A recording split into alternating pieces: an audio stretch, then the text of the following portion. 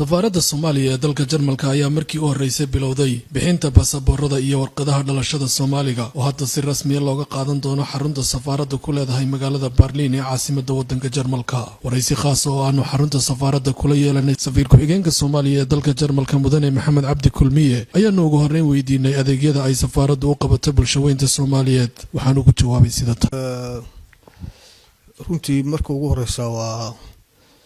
waa idin salaamaya waxaan aad ugu faraxsanahay inaan maanta halkan aanu wixii su'aalaha uga jawaabno wixii warbixin ah oo muhiim u ah jaaliyadaha Soomaaliyeed ku dhaqan dalka Jarmalkana inaanu ka shaafino maaragtay marka aad baan kugu mahadcelinaynaa ku soo aad baan mahadsantahay safiir waxaan doonayaa su'aasheeda ugu horreysay inaan ku weydiiyo adeegyada safaaraddu ay u qabato bulshada Soomaaliyeed. Safaaradda Soomaaliya ee Germany horta sideeda muddo badan wixii burur ka dambeeyay ma aysan shaqaynayn hadda si rasmi ah ayay u shaqaysaa una howlgashay adeegyo badan oo kala gedisan oo ah adeegyada arrimaha bulshada ayay halkan ka qabataa adeegyada aan qabano waxaa ka mid ah dadka Soomaalida waxay yimaadaan dalkan ayaga oo aan wadan waraaqo aqoonsi ah oo cadeynaya cidda ay u dhasheen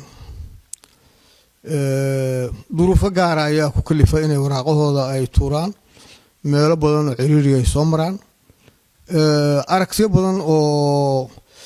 la iska qaayibay la iska ogolaaday oo ah in qofku marka uu dalbanayo magangelyada inuusan wax cadeyna ama wax raadraaca uusan muujin oo dadka cidii kula talisay ma naqaan lagula taliyayna waa aad bay arrintaas u saameysay saadaradeed wadamada ay yimaadaan dadka Soomaalida ahi waa wadamo looga dhaqmo cadeymo iyo dokumenti cadeynaya qofka meesha u dhashay ciduu yahay iyo macluumaadkiisa gaarka ah hadaba waa dadka ayaa loo soo diraa dawladda Jarmalku waxay sharci qaanuun ah ka dhigtay in qof walba oo dalkeeda jooga uu ahaado qof la yaqaan inuusan u joogi karin qof aan la aqoon arrintaas oo saldhig ay u tahay ammaanka tirakoobka ajaanibta iyo dhammaan umuuro badan oo la xiriiro oo ah xagga nolosha mutaqaanada dalkan sidaa daraadeed waxaanu sameynaa ugu weyn waxa weeye cadeynta qofkan inuu Soomaali yahay iyo inuusan ahayn waa mid weey waxaanu sameynaa tasdiiqa ama rumaynta dokumentiyada dhalashada ee ay kala yimaadaan dadka Soomaalida ay dalka kala yimaadaan halkan waxaanu ka sameynaa oo aan u sharciyeynaa dadka markay isku guursadaan diinta Islaamka waraaqaha guurka oo halkan anagu aan u leenahay mataqaana aanu sharci u leenahay haatan waxaa ku soo biiray adeegyadii aan u qaban jirnay adeeg muhiim ah oo asaguna ah mid lagama maarmaan ah dhammaan inta badanna loo soo diro muwaadiniinta Soomaaliyeed halkan ku dhaqan oo ah adeega baasaboorka soo ujeedina hadda horteeda waxaa yaala dufcadii ugu horeysay baasaboorada oo hadda dadkii baasaboorada dalbaday u yimid aanuna mataqaanaa bilaabayno inaan u qaybino ama qofkii soo doontaba u qaato ma garato waxaa jira dadka halkan ku geeriyooda inta badan waxa weeye dad badan baa geeriyooda ayagoo aan laga warhayn wax macluumaad aan laga hayn saadaradeed waxaan isku daynaa inaanu raadino jaaliyadaha inaanu wareysano Soomaalida inaanu la xiriirno waxaan kaloo sameynaa haddii la duugayo waxaa dadkaas marka la duugayo waxaa dhacda in loo baahdo maxaan ku sheegaa nala soo ogeysiyo ogolaanshana loo baahdo maartay si hawlaha duugitaanka maartay looga falgalo arrintaasuna ayaduna waa arrin sidaas ah waxaan kaloo sameynaa dadka halkan doonaya inay wakaalado ama dad wakiishaan oo u wakiishaan hantiyo ay ku leeyihiin dalka ayagana waxa weeye wakaaladahaas waan u sameynaa safaaradda horteeda yimaadaan halkaan ay ka cadeeyaan markaas ayaanu u sameynaa warqadaha cidda ay wakiilanayaan ama wixii dhaxal koob ah ama wixii ah mataqaanaa wakaalad shakhsi ah ama wixii hanti ah oo kala wareeg iyo arrimahaas noocaasa ee u baahan dokumenti ka soo baxay meelo rasmi ah intaas oo guud ahaanba ah howlaha mataqaanaa qunsuliyaadka safaaraddu waxay ka kooban tahay qaybo kala gedisan waxaa ka mid ah qaybta siyaasadda ama la xiriirka dowladda Jarmalka oo arrimo siyaasadeed laba dal ka dhaxeeya oo iyadu mataqaanaa qaybtaas waa qayb gaar ah weeye iyo qaybta bulshada oo ama qaybta qunsuliyaadka oo hadda hawsheeda aan kaaga shakiyay waxaa kaloo jira dhiirigelinta ganacsiga ama maaragtay wargelinta ganacsatada Soomaaliyeed lagu wargelinayo waxa imkaaniyaadka iyo awoodaha halkan ka jira ama waxyaabaha ay macluumaad uga baahdaan marka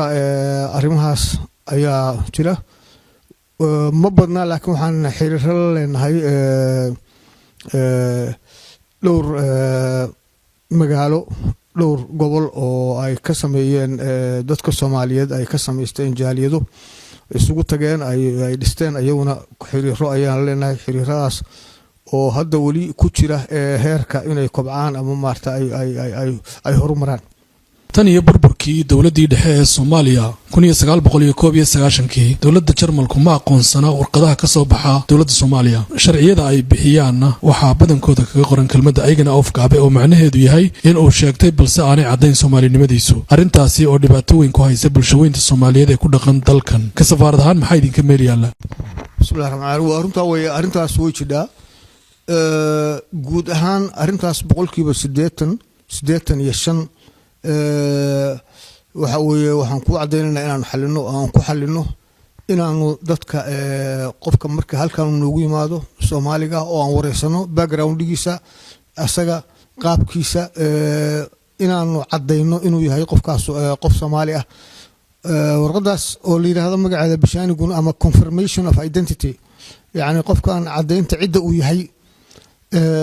alaaba waa laga qaadaa inta badan waxa laga qaadaa ayna ingacban yani lama yaqaan qofkan ama sida uu sheegtay waa laga qaadaa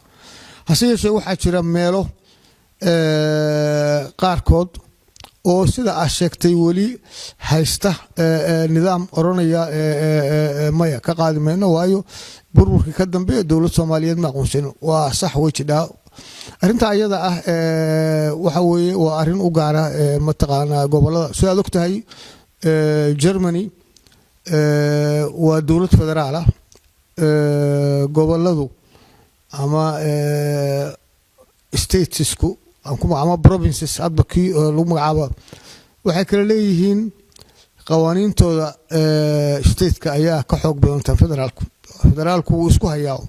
dhowr waxyaalood bay ka midaysan hase yeeshee qawaaniino ayay leeyihiin sadraadeed waxaan tilmaami karaa gaar ahaan gobolka Hessen dhibaato ayaa ka jira waliba khusuusan magaalada la yiraahdo Darmstadt waa cases baan ka haynaa caseskaasna waxaan u gudbinay wasaaradda arrimaha gudaha waxaan rabaa inaan ku cadeeyo in aqoonsi haddii laga hadlo qaanuunka caalamiga aqoonsi wuxuu ku xiran yahay oo markhaati u ah waxaa markhaati u ah in halkan safaarad ka furanta calana ka taagan yahay marka labada dowladood way is aqoonsan yihiin Germany iyo Soomaaliya aqoonsiga horta waa kaas procedures waxa la yiraahdaa yaa jira ama oo procedures kaas oo ah ilaalinta amniga iyo hubinta dokumentiga taas maadaama anaga burbur nagu soo dhacay oo ay dhacday in waxa la yiraahdo central mataqaanaa census ama dikalato waaxda dhigista amba tirakoobka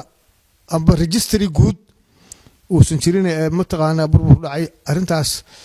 saameyn bay ku yeelatay aqoonsiga dokumentiga marka waxa la inkiri karaa maahan arintaas saameyn bay ku yeelatay dadkaanuna Jarmalka ama dadkan European-koona waxay aad uga taxadiraan amnigooda si ay maartay u sugaan waxay doonayaan in wax sugan ay ku helaan arrintaas marka Soomaaliya way soo kabanaysaa waana la wadaa halkan intii anigu aan joogay wixii dokumenti ahaa oo aanu sameynay way dadku way anficeen wayna mataqaanaa aad bay mataqaanaa uga faa'iideysteen inta badan oo waa laga qaaday arrinta hadda aad yidhi kuwa badan oo xaasaskooda iyo ayagu aan la isu geeyno meel kala jireen barkan dokumentiga siinay waa la isu geeyay kuwa badan oo ilmahooda ay si aan ahayn waafaqsanayn nidaamkeena ama systemkeena ama shareecadeena waafaqsanayn ay ku kala qoraayeen waanu isu habaynayo markhaati bay leedahay oo mataqaanaa ayagana way si rasmi ah ayay u degan yihiin oo kuwa nool yihiin marka guud ahaan waxaan halkan anigu aan ka sheegayaa in wax tiro badan oo mataqaanaa ku saabsan arrimaha bulshada ay u qabsoomeen waxaan qirayaa oo kaleeto in weli loo baahan yahay in si buuxda oo rasmi ah sida loola dhaqmo dowladaha kale in loola dhaqmo iyadana oo taladeedan ku jirnaa hadda ka hor waxaa tegay aan halkan sidaan u hadlaynay ama arrimaha uga hadlaynay wafdi ka mid ah wasaaradda arrimaha gudaha ayaa tegay Soomaaliya ilaa levelkaas waxay naga dalbadeen baasaboorro inaan keenno mar hadday naga dalbadeen baasaboorro inaan keenno haddana waa kuwaan hor yaalla wadadaas ku socotaa waxyaabaha dawladuhu ay ka wada hadlaan ama nidaamkoodu waa waxyaabo aan isla maalintiiba aan hirgelin weeye waxyaabo process qaata waxyaabo waqti qaata weeye mudane Safiir waxaa jira dhalinyaro badan oo Soomaaliyeed oo ku jira jeelasha dalka Jarmalka kuwaasi oo kiisas kala duwan loo haysto qaarkood darooga lagu soo xidhay qaarkood dilal iyo xatooyo ay ku xidhan yihiin sidoo kale waxaa si soo taraya tirada dhalinyarada Soomaalida ee ku dhinta dalka Jarmalka kuwaasi oo qaarkood istilaan qaar kalena la dilo sida kuwa tareena ay jiiraan kuwa gacanta booliska ku baxa iyo kuwa meydadkooda laga helo wadooyinka oo aan cid ka daba tagtaa jirin sida awgeed ma jiraan wax xidhiidha oo aad dawladda Jarmalka kala samaysaan arrimahaasi bismillaahir rahmaanir rahiim adigu ma horta marka ugu horeysa arrimaha crimeska dambiyada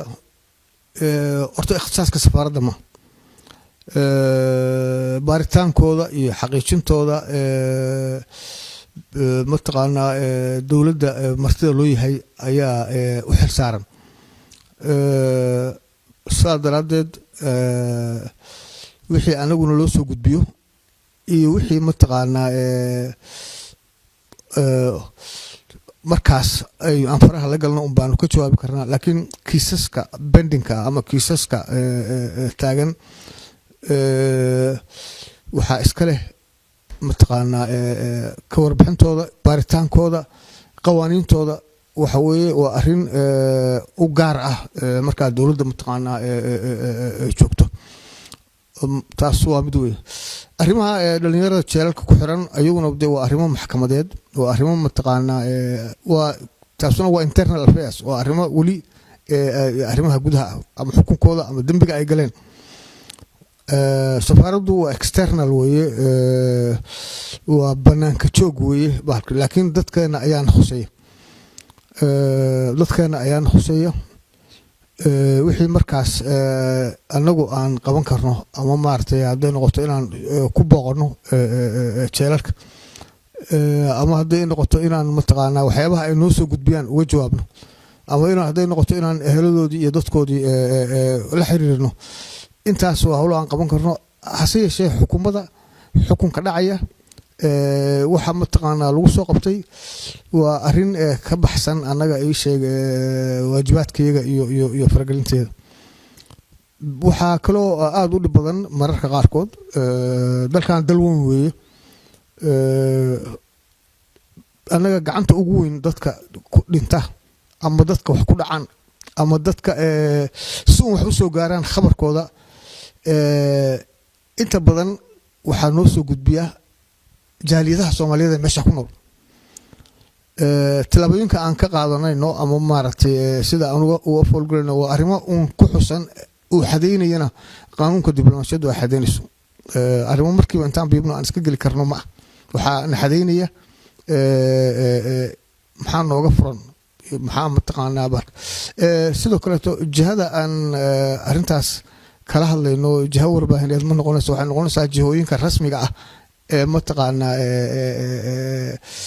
sida wasaaradda arrimaha dibadda ama arrimaha gudaha keliyaba annaga ay noo furan tahay inaanu wixii khuseeya dadkayaga aanu aragno inay ay dhibaato ku yihiin ama aanu aragno inay xadgudub ku yihiin inaanu kala xiriirno ayay mataqaanaa arrintaas ku tahay midda kaleeto dadku markay halkan yimaadaan oo magangelyada weydiistaan already waxay noqonayaan dad maaragtay ku jira ii sheeg ammaanka iyo mataqaanaa daryeelka dowladda Jarmalka waxa uu anaga ay nooga baahdaan waraaqo weeye laakiin ammaankooda iyo daryeelkooda maalinta ay mataqaanaa weydiistaan oo yiraahdaan anigu ammaan daran ka soo cararay ama noqoto ammaan darro la xiriidha hadda qoliyaha dhibaatada wadanka ku haya noqoto ama sidoo dowladda lafteeda ka dacwadaan dad badan dowladahooda ka dacwadaan marka arrintaas laftigeeda way sii koobaysaa dadka badan ee halkan ku nool waxay u badan yihiin dad magangelyo weydiistay way kala gedisan yihiin dadka magaalada weydiista iyo dadka ama ardayda ah ama mataqaanaa sidoo kale xoogsata oo ku soo gashay maxaan ku sheegaa deganaansho rasmi ah waa aad bay u kala gedisan yihiin nidaamkoodu waa kala ku kala gedisan yahay marka kuma dheeraan karno laakiin arrintaas sidaas weeye marka wix khabar aan helno wixii aanu si rasmi ah u gali karno waa u galnaa wixii si dadban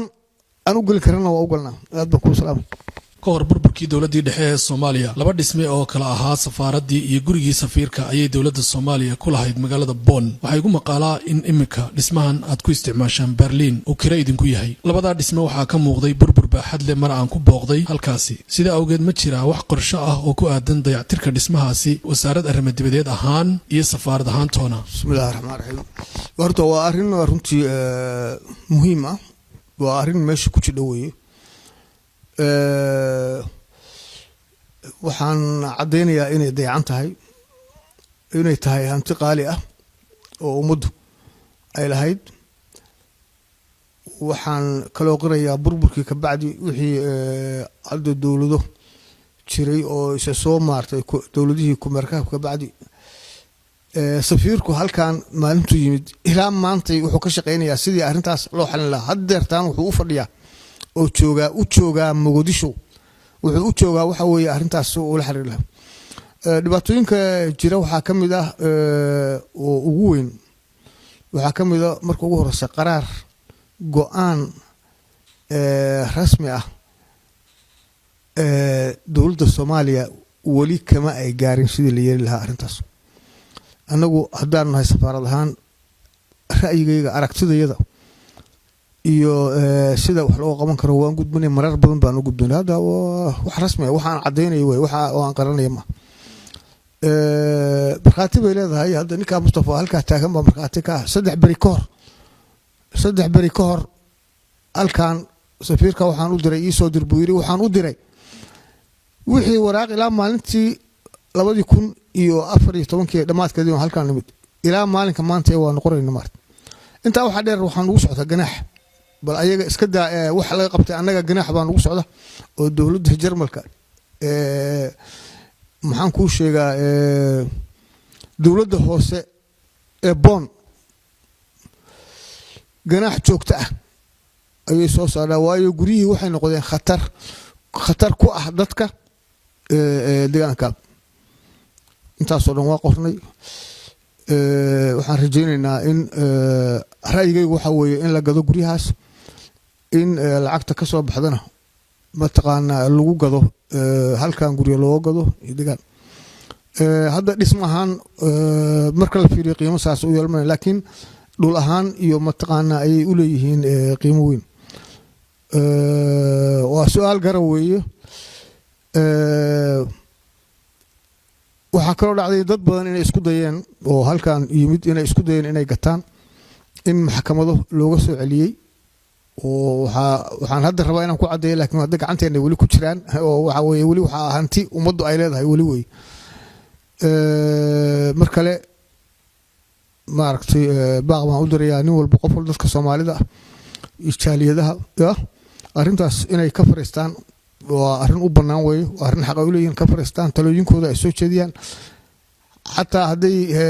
isu tagi karaan oo dhihi karaan waanu dayactiraynaa guryahan oo dad ahaan ya sida meel qaar ka dhacday Belgium oo kale dadka Soomaalida ayaa dayactirtay hadii mataqaana dawladda ay la xiriiri karaan mataqaana oo maartay iyaga laftigooda howlahaas kan karaan marka arrintu halkaas ay taagan tahay arrin hadda safaarada kaliya wax qaban karna waa arrin u baahan qaraar xukuumi ah wasaaradda arrimaha dibadda maaliyadda hadii ay ku horeeyaan dhowrka aad baan ku salaamaya waxaynu intaa ku soo gabagabayn doonaa barnaamijkii gaarka ah ee aynu ku wareysananay safiir ku-xigeenka safaaradda Soomaaliya ee dalka Jarmalka mudane Maxamed Cabdi Kulmiye oo aan ku booqday xafiiska safaaradda ee ku yaala magaalada Berlin waxa barnaamijka la socodsiinaya anigoo ah Mustafa Cabdikariin Cali inta aynu barnaamijkan lamida ku kulmi doono waa aniga iyo bahda Haldoor News oo idin leh salaamu calaykum wa rahmatullaahi wa barakaatuh ayaysiiska heerka sare obsiinada wararka sugan ayaysiiska heerka sare obsiinada wararka sugan barnaamij lagu hirtiyo isahaad looga helo